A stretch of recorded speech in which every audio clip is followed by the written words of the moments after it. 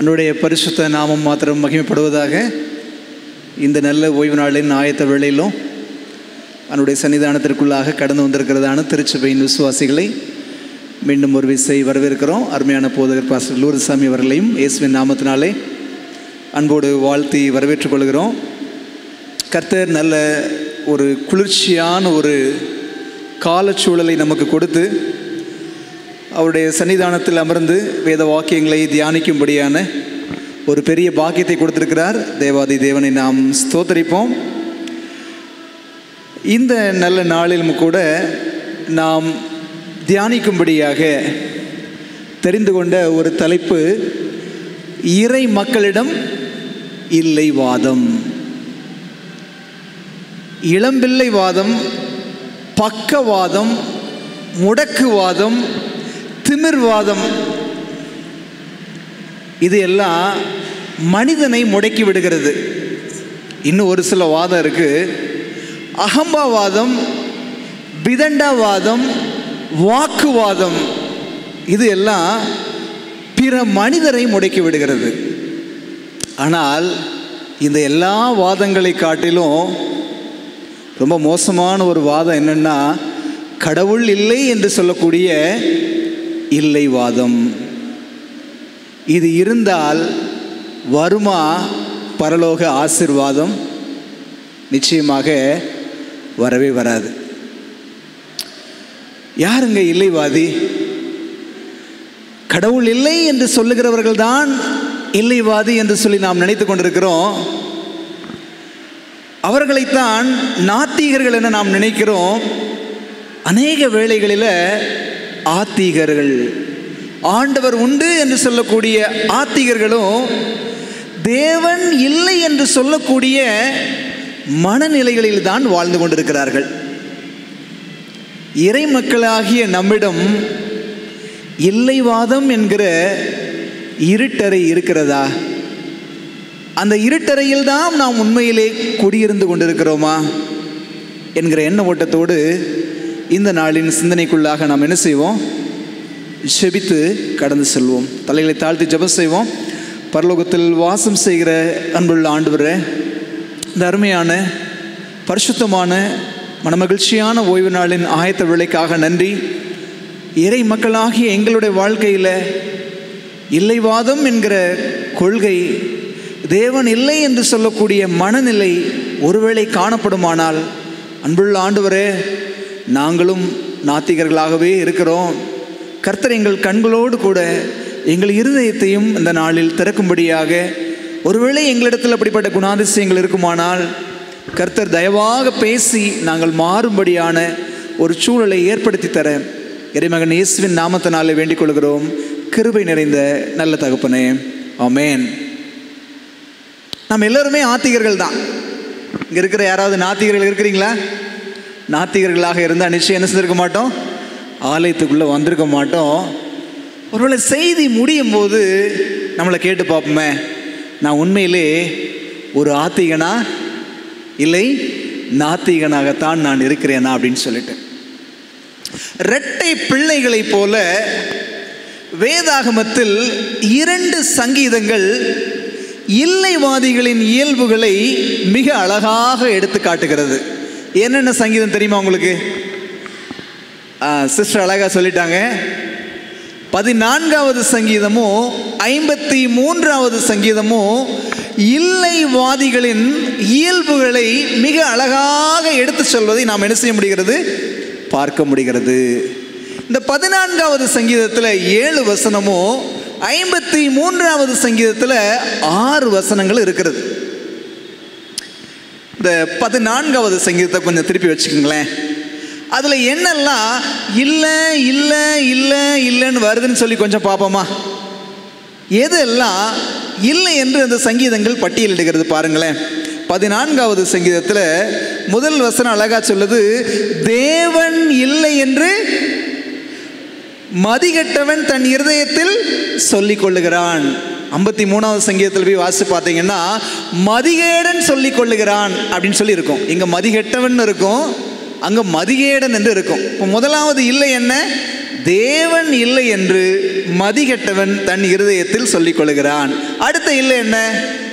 நன்மை செய்கிறவன் இல்லை. 3ஆம் வசனம் பார்த்தீங்கன்னா, நன்மை செய்கிறவன் ஒருவனாகிலும் இல்லை அப்படிங்கிற ஒரு இல்லை அங்கு வருவதை பார்க்க முடிகிறது. 4வது வசனம் பாருங்க, அக்கிரமக்காரரில் ஒருவனுக்கும் என்ன இல்லையா? அறிவு இல்லை. 53ஆம் சங்கீதம் சொல்லும், அறிவு இல்லையோ. ஒரு சங்கீதம் அறிவு இல்லையான்னு கேட்குது, இன்னொரு சங்கீதம் அறிவு இல்லையோ அப்படின்னு சொல்லுது. அக்கிரமக்காரரில் ஒருவனுக்கும் அறிவு இல்லையோ, அவர்கள் கர்த்தரை தொழுதுகிறது இல்லை. அப்ப பாருங்க, நன்மை செய்கிறவன் இல்லை, தேவன் இல்லை என்று சொல்றாங்க. அக்கிரமக்காரரில் ஒருத்தருக்கும் அறிவு இல்லை அப்படின்னு சொல்லப்படுகிறது. அவர்கள் கர்த்தரை தொழுது கொள்ளுகிறதில்லை என்று சொல்லி இல்லை இல்லை என்று இந்த சங்கீதங்கள் தொடர்வதை பார்க்க முடிகிறது. இந்த சங்கீதத்தில் ஒரு இல்லைவாதியோட குணநலன்கள் எப்படி இருக்கும், இல்லைவாதியோட இயல்புகள் என்ன, இந்த சங்கீதம் எப்படியாக இல்லைவாதிகளுடைய இயல்புகளை பட்டியலிடுகிறது அப்படின்னு சொல்லி அவங்களோட குணாதிசயம் என்னென்ன, கடவுள் இல்லை அப்படின்னு சொல்கிற ஒரு மனிதனுடைய குணம் எப்படி இருக்கும் அப்படின்னு பார்த்தீங்கன்னா, முதல் வசனத்தை பாருங்க, அவங்களுக்கு என்னென்ன குணங்கள்லாம் இருக்குன்னு அழகாக சொல்லப்பட்டிருக்கு. வாசிக்க கேட்டோம். தேவன் இல்லை என்று மதிகெட்டவன் தன் இருதயத்தில் சொல்லிக் கொள்ளுகிறான். அவர்கள் தங்களை கெடுத்து அருவருப்பான கிரியைகளை செய்து வருகிறார்கள். நன்மை செய்கிறவன் ஒருவனும் இல்லை. சொல்லுங்க, இங்க என்னென்ன குணாதிசயங்கள் பட்டியலிடப்பட்டிருக்கிறது? தேவன் இல்லை என்று சொல்லுகிறவனை வேதாகமம் என்னன்னு சொல்லுது? மதிகேடன். முதலாவது அவன் மதிகேடன். ரெண்டாவது, அவன் அந்த கருத்தை எங்க சொல்லிக்கிறானா? இருதயத்தில் சொல்லிக் கொள்ளுகிறான். அப்ப இருதயத்தில் பேசக்கூடிய ஒரு மனிதனாக அவன் இருக்கிறான். மூன்றாவது பாருங்க, அவங்க என்ன செய்யறாங்களா? அருவருப்பான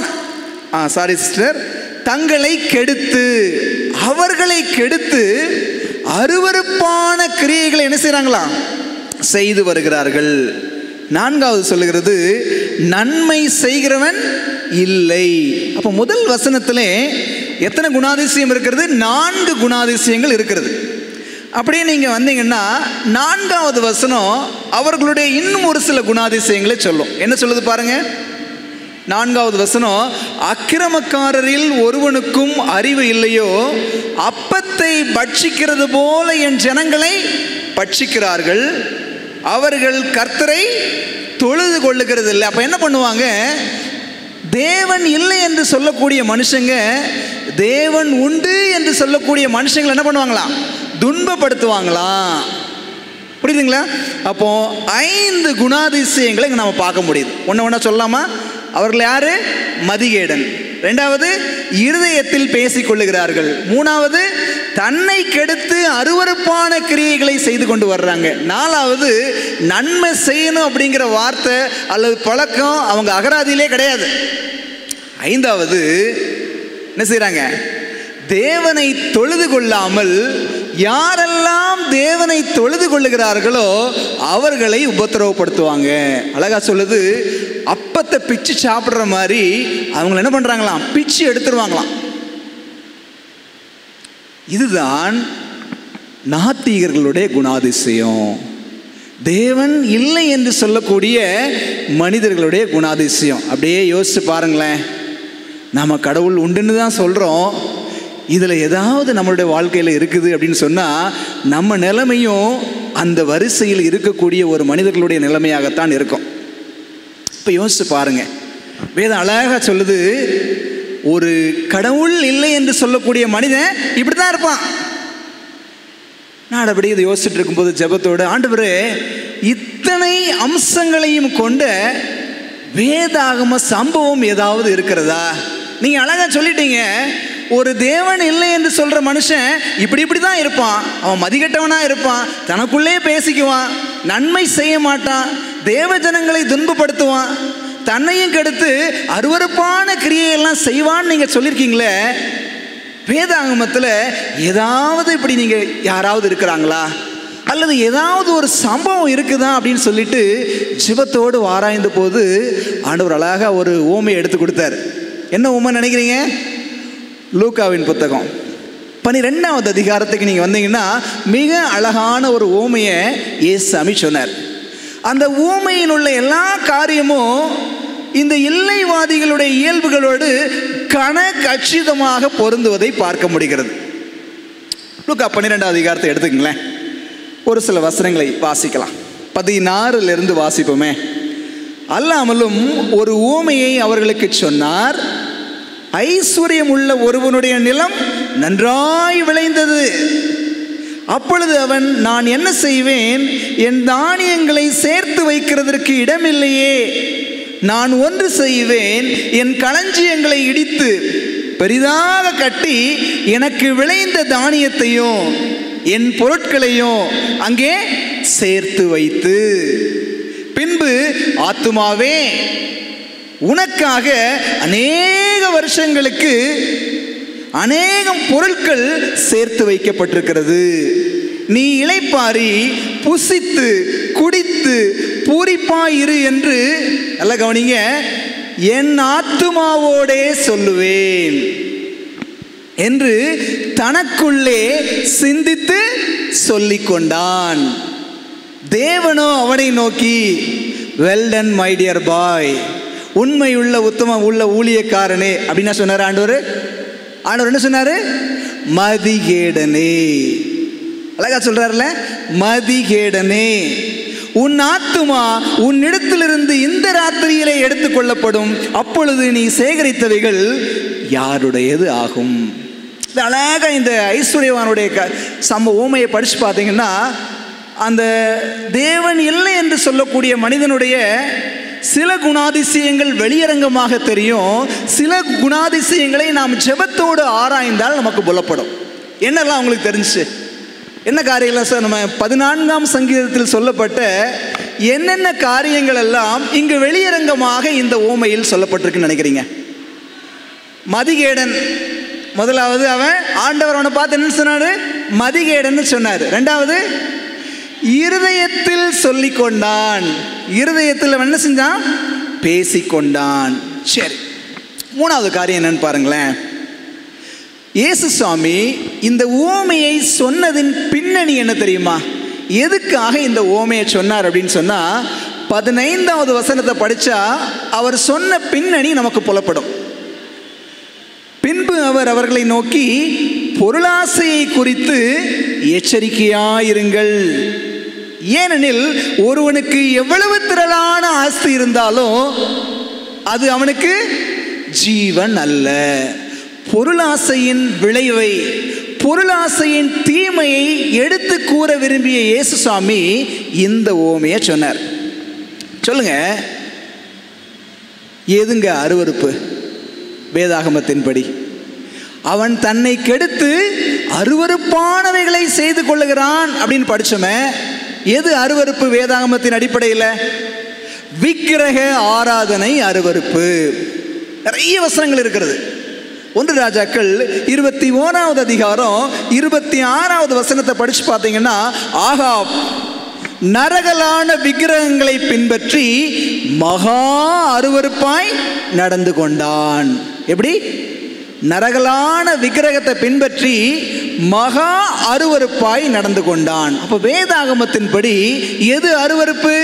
விக்கிரக ஆராதனை அருவருப்பு. இதே வேதாகமும் பொருளாசையையும் என்னன்னு தான் சொல்லுது? விக்கிரகம்னு தான் சொல்லுது.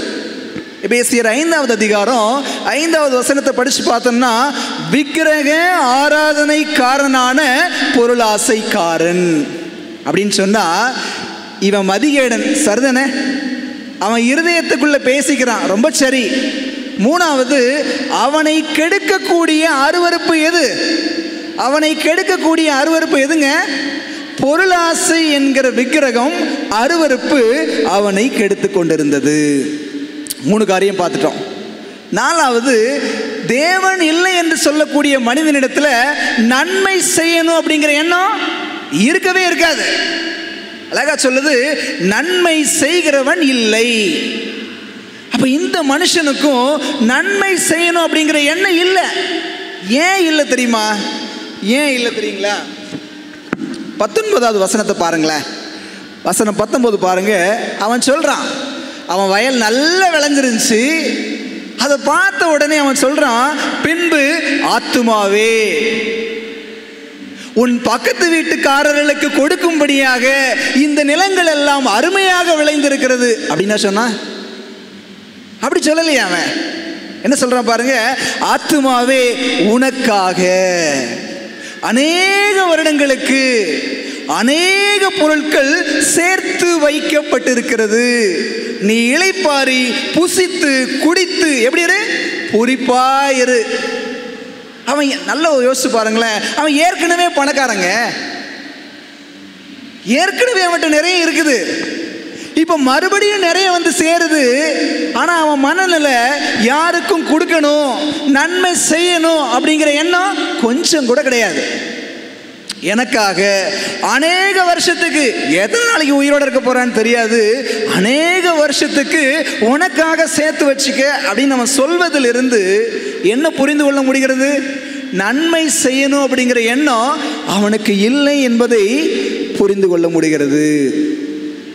பாருங்களேன், ஆண்டவர் கொடுத்த பரிபூரணமான சம்பூரணமான ஆசீர்வாதத்தில் பிறருக்கு உதவணும் அப்படிங்கிற எண்ணம் இல்லாமல் அநேக வருடங்களுக்கு தனக்காக மட்டும் சேர்த்து வைக்கக்கூடிய ஒரு விருப்பமும் ஆசையும் அவனுக்கு இருந்துச்சு. இப்போ ஒரு கேள்வி, நாம் யாரை தொழுகை செய்கிறோம் அப்படின்னு கேட்டால் ஆபிரகாமின் தேவனை தொழுகை செய்கிறோம். ஆமாவா இல்லையா? நாமெல்லாம் யாரை தொழுகை செய்கிறோம்? ஆபிரகாமின் தேவனை தொழுகை செய்கிறோம். இப்போ அடுத்த கேள்வி, ஆபிரகாமை போல தொழுகை செய்கிறோமா? நான் கேட்கறது புரியுதா? நாம் எல்லாரும் ஆபிரகாமின் தேவனை தொழுகை செய்கிறோம். ஆம். இப்போ கேள்வி என்னன்னா, ஆபிரகாம் தொழுகை செய்த மாதிரி நாம தொழுகை செய்கிறோமா அப்படின்னு கேட்டால், ஆபிரகாம் எப்படிங்க தொழுகை செய்தார்? ஆதியாகமம் 12வது அதிகாரத்தில் படிக்கிறோம், ஆண்டவர் ஆபிரகாமை பார்த்து சொன்னாரு, நீ ஆசீர்வாதமாய் இருப்பாய். நாம ஆசீர்வாதமாக தான் இருக்கணும், இல்லை வாதமாக என்ன செய்யக்கூடாது, இருக்கக்கூடாது. நன்மை செய்கிறவனாகத்தான் ஆபிரகாமை ஆண்டவர் தெரிந்து கொண்டார். அவனுக்கு கொடுக்கப்பட்ட ஆசீர்வாதம் அவனுக்கு மாத்திரம் கிடையாது. என்ன சொன்னாரு? உனக்குள்ளாக பூமியில் உள்ள சகல வம்சங்களும் ஆசீர்வதிக்கப்படும் அப்படின்னு சொன்னா, நாம் ஆபிரகாமின் தேவனை தொழுகை செய்கிறோம். ஆபிரகாமை போல தொழுகை செய்கிறோமா அப்படின்னு இல்லை. அப்படின்னா நீங்களும் நானும் நாத்திகம் தாங்க. தேவன் இல்லை என்று சொல்லக்கூடிய மனநிலையில் உள்ள மனிதங்க தான். ஆபிரகாமின் தேவனை தொழுகை செய்வதால் நான் தேவன் உண்டு என்று சொல்லக்கூடிய மனிதர்கள் கிடையாது. ஆபிரகாமை போல பிறருக்கு ஆசீர்வாதமாக இருந்தோம் அப்படின்னு சொன்னாதான் நாம் உண்மையிலே ஆபிரகாமை போல தேவனை விசுவாசித்து தொழுகை செய்கிறவர்களாக இருக்கிறோம். என்ன புரிஞ்சுக்கிறோம்? யார தேவன் இல்லைன்னு சொல்றவன் தேவன் கொடுத்த ஆசீர்வாதங்களை தனக்காக மட்டும் வச்சுக்கிட்டு பிறருக்கு நன்மை செய்யாத ஒவ்வொருத்தரும் தேவன் இல்லை என்று சொல்லுகிற நாத்திகர்கள் தாங்க. நான் சொல்லலை, வேதாகமம் அதைத்தான் சொல்லுது. தேவன் இல்லை என்று சொல்லுகிற மனுஷன் அப்படித்தான் இருப்பான். தனக்காக மாத்திரம்தான் அவன் என்ன செய்வான், எல்லாவற்றையும் செய்து கொண்டிருப்பான். சரி, ஒரு சின்ன கேள்வி கேட்டு பார்ப்போமே. இவன் மதிகேடான ஒரு அருவருப்பான காரியத்தை செய்யறதுக்கு காரணம் என்ன? இந்த ஓமையில் வரக்கூடிய ஒரு ஐஸ்வர்யவான் ஒரு மதிகேடன், ஒரு அருவருப்பான பொருளாசைங்கிற விக்கிரகம் அவனுக்குள்ளாக வந்துச்சு. இதுக்கான அடிப்படை காரணம் என்ன? என்ன நினைக்கிறீங்க? எது காரணமா இருந்திருக்கும்? எது காரணமா இருக்குன்னு நினைக்கிறீங்க? பொருளாசை வர்றதுக்கு அடிப்படையான ஒரு காரணமே சம்பூரணமான விளைச்சல், ஆசீர்வாத பெருக்கம். நீங்க படிச்சு பாருங்களேன். ஐஸ்வர்யம் உள்ள ஒருவனுடைய நிலம் நல்லா விளைஞ்சிருந்துச்சு. நான் ஏற்கனவே சொன்னேன், அவன் ஏற்கனவே ஐஸ்வர்யவான் அப்படின்னா அவனுக்கு நிறைய நிலம் இருந்திருக்கும், நிறைய வீடு வாசல் தோட்டம் துறவு எல்லாம் இருந்திருக்கும். அந்த ஐஸ்வர்யத்தோடு கூட இன்னும் ஆகார திரட்சி, அதிகமான ஆசீர்வாதம். இப்போ அவனுக்கு ஏற்கனவே நிறைய இடம் இருந்திருக்கும், அது எல்லா ஸ்டோர் ஹவுஸும் ஃபில் ஆயிடுச்சு. அதனால் ஏற்கனவே விளைஞ்ச விளைச்சலை அங்கே அடைச்சி வச்சுருந்தான். இப்போ புதுசாக விளைஞ்சதை வைக்கிறதுக்கு அவனுக்கு இடம் இல்லை. இடம் இல்லாத காரணத்தினால என்ன செஞ்சான்? என்ன பண்ணான்? களஞ்சியத்தை இடிச்சு கட்டணும்னு நினச்சான். அப்போ இந்த ஆகார திரட்சி, செல்வ பெருக்கமும் இதுதான் ஆண்டவர் இல்லை அப்படிங்கிற ஒரு மனநிலையை அவனுக்கு கொடுத்துச்சு. யோசிச்சு பாருங்களேன். தேவை இருந்தால் தானே தேவனை தேடுவோம். தேவன் தேவை இல்லை என்று சொன்னால் தேவனை தேடக்கூடிய ஒரு எண்ணம் இருக்காது. இந்த மனுஷனும் ஏற்கனவே ஐஸ்வர்யவான், இப்போ ஐஸ்வர்யம் இன்னும் அதிகமாக பெருகுவதற்கு ஏற்றார் போல் அவன் நிலம் நன்றாய் விளைந்து பெருக்கமாக இருந்ததுதான் அவன் மதிகேடான தேவன் இல்லை என்று சொல்லக்கூடிய மனநிலைக்கு வர காரணமாக இருந்தது. இது யாரோட மனநிலை? யாரோட மனநிலை நினைக்கிறீங்க? மதிகேடனின் மனநிலை. ஏன்னா வேதம் அப்படிதான் சொல்லுது, தேவன் இல்லை என்று சொல்லுகிறவன் மதிகேடன். மதிகேடனோட மனநிலை இப்படிதான் இருக்குது. இப்ப கேள்வியை மாத்தி கேட்டு பார்ப்போம். அப்போ ஒரு ஞானியோட மனநிலை எப்படி இருக்கும்? அப்படிதானே? ஒரு மதிகேடன் இப்படி யோசிக்கிறான். அப்போ ஒரு ஞானி எப்படி யோசிப்பாரு? ஒரு ஞானியின் மனநிலை என்னவா இருக்கும் அப்படின்னு சொல்லி நாம் எடுத்து வாசித்து பார்க்கலாங்களா? நீதிமொழிகள் 30வது அதிகாரம் 8வது 9வது வசனத்தை படிங்களேன். 8, 9 வசனங்கள். நீதிமொழிகள் 30, 8, 9 நாம் படிப்போம். தரித்திரத்தையும் ஐஸ்வர்யத்தையும் எனக்கு கொடாதிருப்பீராக.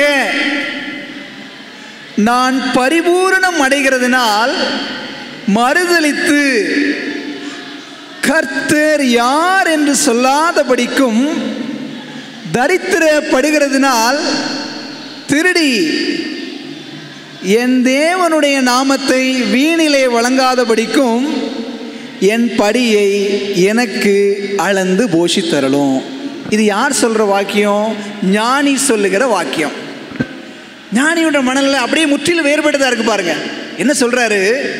ஆண்டவரே, எனக்கு தரித்திரமும் வேண்டாம், அதே சமயத்தில் ஐஸ்வர்யமும் வேண்டாம். ஐஸ்வர்யம் வந்தா நான் என்ன செய்வேன்? பரிபூரணம் அடைவேன். ஏற்கனவே இருக்கிற ஐஸ்வர்யத்தின் மேல் ஐஸ்வர்யம் வரும்போது பரிபூரணம் வரும். பரிபூரணம் வந்தா நான் என்ன சொல்லுவேனா? கர்த்தர் யார்? யாருங்க அந்த ஆண்டவர்? யார் அந்த கர்த்தர் அப்படின்னு நான் கேள்வி கேட்பேன். எப்போ கேட்பேன்? சாப்பாடுக்கு ஒண்ணுமே இல்லாம பஞ்சத்தில் ஓடும் போதா கர்த்தர் யாருன்னு கேட்பேன். என்றைக்கு நான் பரிபூரணம் அடைகிறேனோ அன்றைக்கு நான் கேட்கிறேன், கர்த்தர் யார்?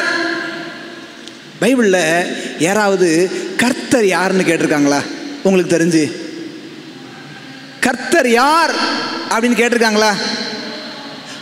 பார்வோன் அரசன் கேட்டான். மோசேயும் ஆரோனும் பார்வோன் அரசனுக்கு முன்பாக போய் நின்று, நாங்கள் எங்கள் தேவனுக்கு ஆராதனை செய்ய எங்கள் ஜனங்களை அனுப்பிவிடும் அப்படின்னு சொல்லும் போது பார்வோன் கேட்கிறான் பாருங்க. யாத்திராகமம் 5வது அதிகாரம் 2வது வசனம், கர்த்தரின் வார்த்தையை கேட்கிறதற்கு அவர் யார்? நான் கர்த்தரை அறியேன். கடவுள் எனக்கு கிடையாது, கடவுள் யாருன்னு எனக்கு தெரியாது. நாத்திகம் இங்கே தான் ஆரம்பமாகிறது. கர்த்தர் யாருங்க? யோசிச்சு பாருங்களேன். அரசனுக்கு என்ன குறை இருக்கும்? ஏதாவது தேவை இருக்குமா? ஒரு கவலையும் இருக்காது. பாருங்க, அவனுக்கு அவன் பதவி தான் தெய்வம். பார்வோனோட நிலைமை எப்படி தெரியுமா இருந்துச்சு? பதவியை தெய்வமாக வைத்திருந்த அரசனால் படைத்தவரை தெய்வமாக ஏற்க முடியல. அப்படிதானே? அவனுக்கு தெய்வம் இதுதான், பதவிதான். பதவியை தெய்வமாக வைத்திருந்த அரசனால் படைத்தவரை தெய்வமாக ஏற்க முடியாத காரணத்தினாலதான் கர்த்தர் யார் அப்படின்னு சொல்லி என்ன செஞ்சான்? கேள்வி கேட்டான். நம்முடைய மனநிலை எப்படி இருக்குது? ஞானியை போல, ஆண்டவரே என் படியை அளந்து போஷியும், அளவுக்கு அதிகமா பரிபூரண பெருக்கம் ஒருவேளை எனக்கு வந்துச்சுன்னா நான் உம்மை மறுதலித்து விடக்கூடாது அப்படிங்கிற மனநிலை இருக்குதா?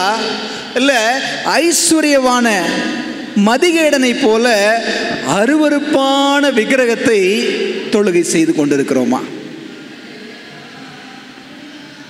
நம்ம 4 குணாதிசயங்களை பார்த்துட்டோம், அப்படிதானே? மதிகேடனா இருந்தான், இருதயத்தில் சொல்லி கொண்டான், தன்னை கெடுத்து கொண்டான், அதே சமயத்தில் நன்மை செய்யணுங்கிற எண்ணம் அவனுக்கு இல்லை. இன்னொரு காரியத்தை நாம் கொஞ்சம் வெளியில் போய் யோசிப்போம். 5வது காரியம் என்ன? அக்கிரமக்காரரில் ஒருவனுக்கும் அறிவு இல்லையோ, அப்பத்தை பட்சிக்கிறது போல என் ஜனங்களை பட்சிக்கிறார்கள், அவர்கள் தேவனை தொழுகை செய்கிறது இல்லை.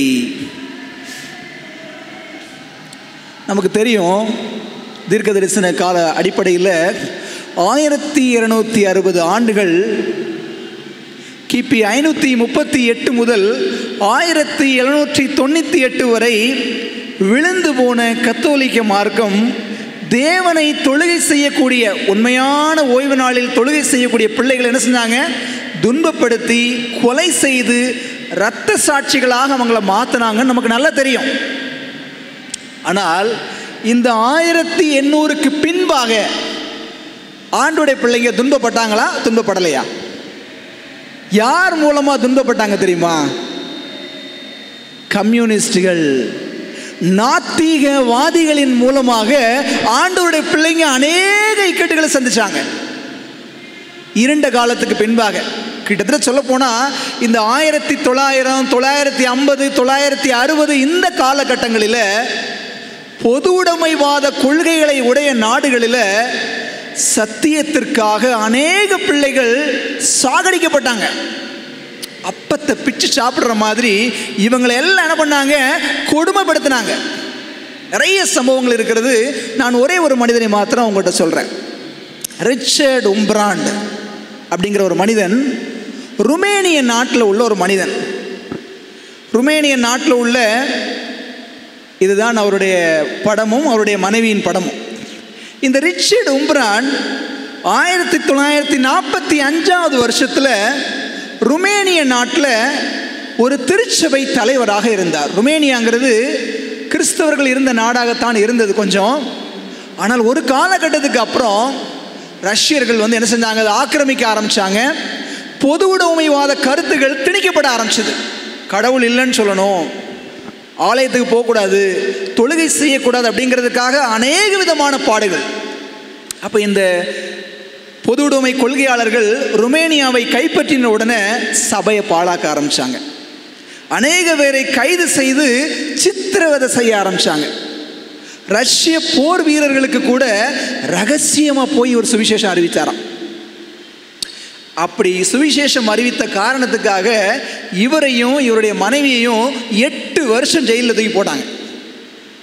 8 வருஷம் ஜெயிலில் முடிச்சுட்டு வந்த அடுத்த நாள் மறுபடியும் போய் அந்தரங்க சபையில் பிரசங்கம் பண்ணாராம். யோசிச்சு பாருங்களேன், 8 வருஷம் கடுமையான சித்திரவதை, பாடு, துன்பங்களை அனுபவிச்சு இப்போதான் வெளியில் வந்திருக்காரு. ஒரு நாள் கூட ஓய்வெடுக்காம நேராக அந்தரங்க சபைகள் அங்கங்கே செயல்பட்டுச்சு. அங்கே போய் சத்தியம் அறிவிக்க போனாராம். இதை கண்டுபிடிச்சிட்டு உடனே அடுத்த 25 ஆண்டுகளுக்கு அவரை ஜெயிலில் தூக்கி போட்டாங்களாம். தெய்வாதீனமாக 5 வருஷத்தில் நார்வே நாட்டு அரசாங்கத்தின் மூலமாக கொடுக்கப்பட்ட நிர்பந்தத்தினால பணம் கொடுத்து இவரை என்ன பண்ணாங்களாம்? ரிலீஸ் பண்ணாங்களாம்.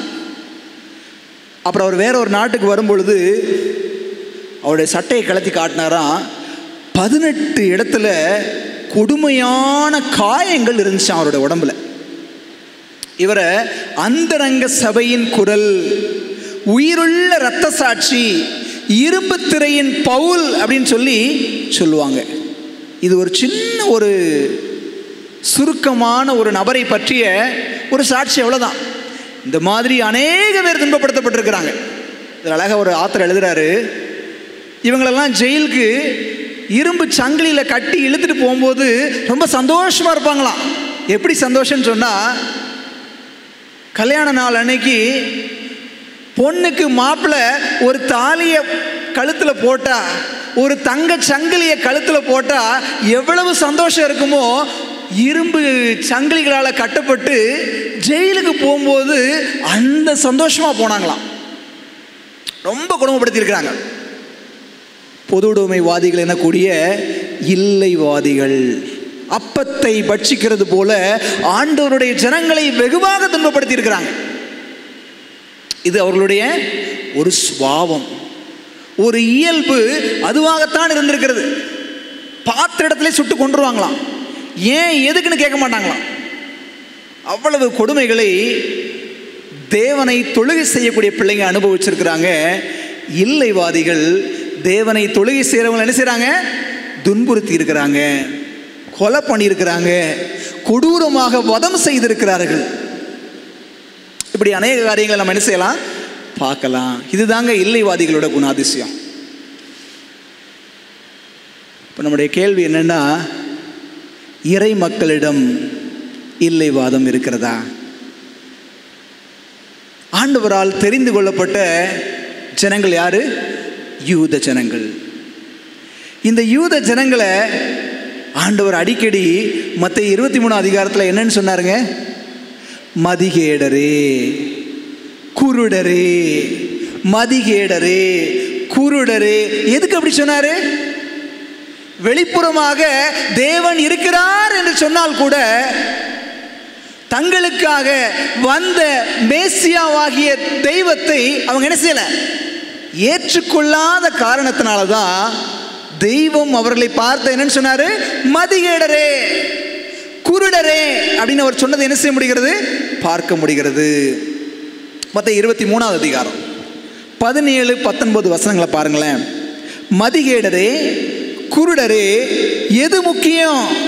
பொன்னோ, பொன்னை பரிசுத்தமாக்குகிற தேவாலயமோ? மதிகேடரே, குருடரே, எது முக்கியம்? காணிக்கையோ, காணிக்கையை பரிசுத்தமாக்குகிற பலிபீடமோ? யூத ஜனங்கள் காணிக்கையை பரிசுத்தமா பார்த்தாங்க. ஆனா ஜீவ பலியாக, பரிசுத்த காணிக்கையாக தம்மையே ஒப்பு கொடுக்க வந்த தெய்வீக அன்பை காணக்கூடாத குருடராக தான் இருந்தாங்க. காணிக்கையை பரிசுத்தமா பார்த்து அவங்களால பரிசுத்த தெய்வத்தை காணிக்கையாக ஏற்றுக்கொள்ள முடியல. பொன்னாலும் ரத்தினத்தாலும் அலங்கரிக்கப்பட்ட ஆலயத்தை பிரம்மாண்டமா பார்த்தாங்க. எருசலேம் ஆலயம், எங்க ஆலயம், எங்க ஆலயம் சொல்லி அதை தூக்கி வச்சு கொண்டாடினாங்க. ஆனா அந்த ஆலயத்தை தன்னுடைய பிரசன்னத்தினால் மகிமையாக்கக்கூடிய ஆண்டவராகிய மேசியாவை ஏற்றுக்கொள்ள அவங்க ஆயத்தமா இல்லை. அதனாலதான் கடைசி என்ன செஞ்சாங்க? மதிகெட்டவர்களாகவே அழிவை சந்தித்தார்கள் அப்படின்னு சொல்லி பார்க்க முடிகிறது. தெரிந்து கொண்ட தேவஜனங்களாகிய யூதர்கள் இன்றைக்கும் மேசியாவை ஏற்றுக்கொள்ளாத ஒரு கூட்டம் என்ன செய்றாங்க? இருந்துட்டு தான் இருக்கிறாங்க. சொல்லுங்க, தேவ ஜனங்களிடம் இல்லைவாதம் இருக்கிறதா? நிச்சயமாக இருக்கிறது. வெளிப்புறமா கடவுள் இருக்கிறாருன்னு சொல்லிட்டோம், ஆனால் மனதார ஏற்று நாம் செயல்படுவது இல்லை. சரி, இவங்க ஒரு காலகட்ட தெரிந்து கொள்ளப்பட்ட ஜனங்கள். இந்த காலகட்டத்தில் வாழக்கூடிய தெரிந்து கொள்ளப்பட்ட ஜனங்கள் யாருங்க? யாரு? நாம தானே. ஆவிக்குரிய இஸ்ரவேலர்கள் என்று சொல்லிக்கிறோம். மீதமான சபை என்று நம்மை அழைக்கிறோம். லவோதிக்கியா சபை, 7வது திருச்சபை நாங்கள் தான் என்று சொல்லி நம்மை நாமே அழைத்துக் கொள்கிறோம். நம்மிடம் இல்லைவாதம் இருக்கிறதா? லவோதிக்கியா திருச்சபைக்கு போய் கொஞ்சம் பார்க்கலாமா? லவோதிக்கியா சபையோட மனநிலை எப்படி இருக்குது அப்படிங்கிறத பார்த்தோம் அப்படின்னு சொன்னா நம்முடைய மனநிலை நமக்கு தெளிவாக புலப்படும். வெளிப்படுத்தல் 3வது அதிகாரம் 17வது வசனத்தோட பிற்பகுதியை பாருங்கள். லவோதிக்கியா சபையோட மனநிலையை அழகாக ஆண்டவர் சொல்லுகிறார். நான் ஐஸ்வர்யவான் என்றும் திரவிய சம்பன்னன் என்றும் எனக்கு ஒரு குறைவும் இல்லை என்றும் சொல்லுகிறபடியால் தேவன் இல்லை என்று சொல்வதற்கு அடிப்படை காரணம் என்னன்னு சொன்னேன்? பரிபூரண ஆசீர்வாதம் வரும் பொழுது, ஐஸ்வர்யத்தின் பெருக்கம் வரும் பொழுது, ஆகார திரட்சி வரும் பொழுது ஒரு மனிதன் கேட்கக்கூடிய கேள்வி, கர்த்தர் யார்? லவோதிக்கியா சபையோட மனநிலை பாருங்க. நான் ஐஸ்வர்யவான், திரவிய சம்பன்னன், எனக்கு ஒரு குறையும் கிடையாது. இந்த மனநிலை தான் தேவன் இல்லை என்று சொல்லுகிற மனநிலைக்கு வழிநடத்துகிறது. ஒருவேளை உண்மையிலே நாம் ஒரு குறைவும் இல்லாமல் சம்பூர்ண ஆசீர்வாதத்தோடு வாழ்கிறோம் அப்படின்னு சொன்னால் நாம் என்ன தெரியுமா சொல்லணும்? என் மீட்பர் உயிரோடு இருக்கையில் எனக்கு என்ன குறைவுண்டு நீ சொல் மனமே. என் மீட்பர் இருப்பதினால் நான் குறைவில்லாமல் சம்பூர்ணமாக வாழ்ந்து கொண்டிருக்கிறேன் என்றுதான் மீதமான சபையாகிய லவோதிக்கர்களாகிய நாம் சொல்ல வேண்டிய வாசகம். ஆனால் இன்றைக்கு எப்படி தெரியுமா இருக்கு? தேவையில் இருப்போர் தேவனை தேடட்டும், தேவை இருந்தால் தேவன் என்னை தேடட்டும். அப்படிதான் இருக்குது. யாருக்கு தேவை இருக்குதோ அவங்க யாரை தேடட்டும்? தேவனை தேடட்டும். தேவை இருந்தால் தேவன் என்னை தேடட்டும். ஆனால் லவோதிக்கியா சபையில் அப்படிதாங்க இருந்துச்சு. ஆண்டவர் தான் தேடி வாசல்கிட்ட வந்தார். லவோதிக்கர்கள் தேடி போல, தேவை இருப்பவரை போல அவர் வாசலண்டை வந்து நிற்கிறார். இதோ வாசற்படியில் நின்று தட்டுகிறேன். 20வது வசனம். ஒருவன் என் சத்தத்தை கேட்டு கதவை திறந்தால் அவனிடத்தில் நான் பிரவேசித்து அவனோடு என்ன பண்ணுவேனா? போஜனம் பண்ணுவேன், அவனும் என்னோடு போஜனம் பண்ணுவான். இப்ப சொல்லுங்க, லவோதிக்கியா சபையோட வாசல்ல வந்து ஆண்டவர் ரெண்டு தட்டுறாராம். எதுக்காக தட்டுறாரு? வசனம் என்ன சொல்லுது? சாப்பிட்றதுக்காக.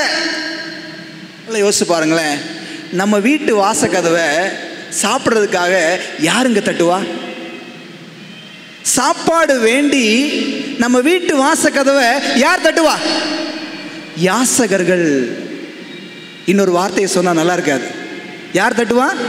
யாசகன் தான் உணவு வேண்டி நம் வீட்டு வாசலை தட்டுவான். சகல உலகத்தையும் படைத்த ஆண்டவர் ஒரு யாசகனை போல, அவற்றை இல்லாதது என்னங்க இருக்குது? உங்களிடத்திலும் எங்களிடத்திலும் அவர் தேடி வந்து தட்டுகிறார். நம்ம மனதில் தேவை இருந்தா அவர் வரட்டுங்க, நான் ஏன் அவரை தேடணும்? தட்டுறாரு. எதுக்காக தட்டுறாரு? சரி, தட்டுறாரு, கதவை திறந்து உள்ள வந்துட்டாரா? அங்க உள்ள வந்தாருன்னு இல்லை. ஏன் கதவு திறக்கல தெரியுமா? ஏற்கனவே வீடு ஃபுல்லா தானியத்தால் நிரம்பி இருக்குதுங்க. ஏற்கனவே வீடு ஃபுல்லா என்ன செய்யுது? நிரம்பி இருக்கிறது. ஐஸ்வர்யவானுடைய வீடு நிலம் நன்றாய் விளைந்து வீடு முழுவதும் நிரம்பி இருக்குது. இப்ப எப்படி ஆண்டவருக்கு உள்ள இடம் இருக்கும்? தேவனுக்கு இடமில்லாத காரணத்தினால தேவன் வீட்டு வாசலண்டையில இன்னமும் நின்று தட்டிக்கொண்டே இருக்கிறார். பாருங்க, நேரடியா தேவன் வந்து நம்மகிட்ட சாப்பாடு கேட்க மாட்டாருங்க. வீடு முழுவதும் நிரம்பி இருக்குது. சாப்பாடு காட்டு நேரா யார் வரமாட்டா? தேவன் வரமாட்டாரு.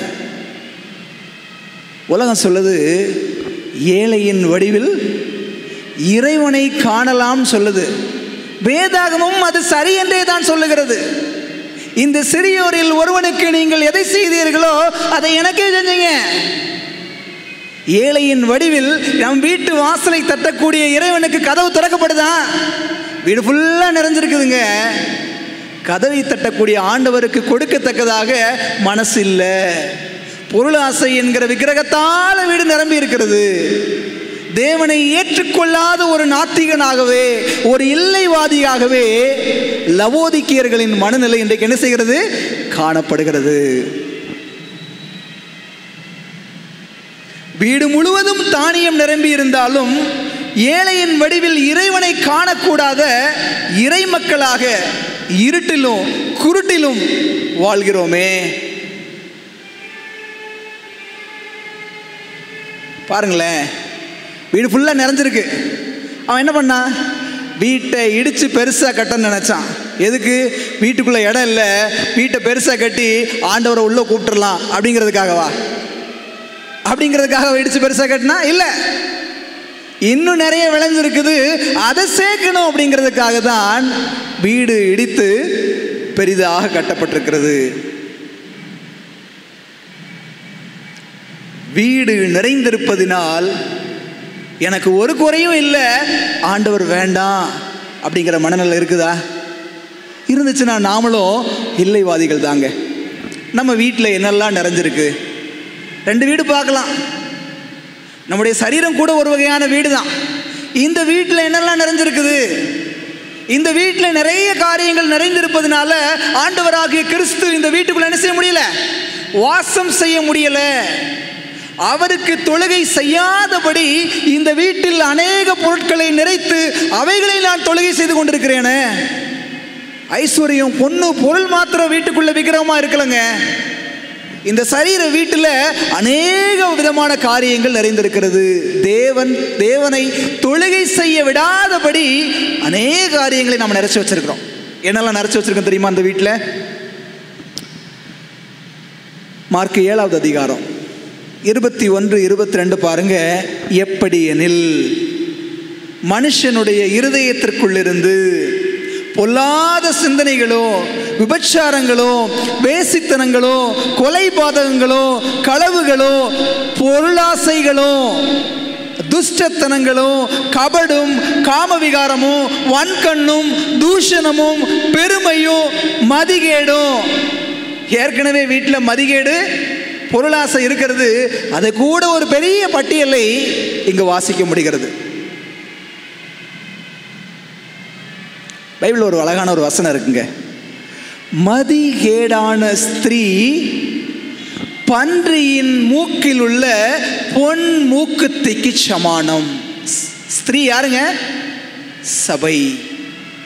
மதிகேடான சபையாக பன்றியின் பொன் மூக்குத்தியாக இருப்பதை விட பரம ஏழையாகிய பரலோக தெய்வத்தின் கரத்தில் உடைஞ்ச மண்பானையா இருந்துடலாங்க. ஆமாவா இல்லையா? பன்றியின் மூக்கில் பொன் மூக்குத்தியாக இருப்பதை விட அருவருப்பான மதிகேட்டை செய்யக்கூடிய ஒரு சபையாக நாம் வாழ்வதை விட பரமதேவனின் கரத்திற்குள்ளாக சாதாரண மண் பாத்திரமாக இருப்போம் அப்படின்னு சொன்னால் ஆண்டவர் நிச்சயமாக நம்ம என்ன செய்வார்? குணப்படுத்துவார். ஒருவேளை என்னுடைய வெளிப்புற வாழ்வு தேவன் இருக்கிறார் என்று சொல்வது போல ஆலயம் வர்றேன், காணிக்கைகளை கொடுக்கிறேன், ஜெபம் செய்கிறேன், எல்லாம் செய்தால் கூட என்னுடைய மனநிலை இன்னும் பல விக்கிரகங்களால் நிறைந்திருக்கும் அப்படின்னு சொன்னால் தேவன் இல்லை என்று சொல்லக்கூடிய மதிகேடனாகவே நான் வாழ்ந்து கொண்டிருக்கிறேன். இறை மக்களாகிய நாம் அநேக சமயத்தில் நம்முடைய இல்லத்திலும் நம்முடைய இருதயத்திலும் இறைவனுக்கு இடம் கொடுக்க தவறியவர்களாகத்தான் என்ன செய்கிறோம்? காணப்படுகிறோம். ஆகையால் கிறிஸ்துவுக்குள் அன்பானவர்களே, நம்ம யோசித்து பார்ப்போம். நான் ஆரம்பத்தில் ஒரு கேள்வி கேட்டேன், நீங்கள் நாத்திகர்களா ஆத்திகர்களா? கேட்டு பார்ப்போமா? நாம் உண்மையிலே ஆத்திகர்களாக ஆண்டவரை சேவிக்கிறோமா? இல்லை நாத்திகர்களாக பதவியையோ, பணத்தையோ, பொருளாசையோ, வேறு ஏதாவது ஒரு வடிவில் வீட்டில் நிறைய நிறைஞ்சிருக்குது, வேறு ஏதாவது விக்கிரகத்தை சேவிக்கிறோமா?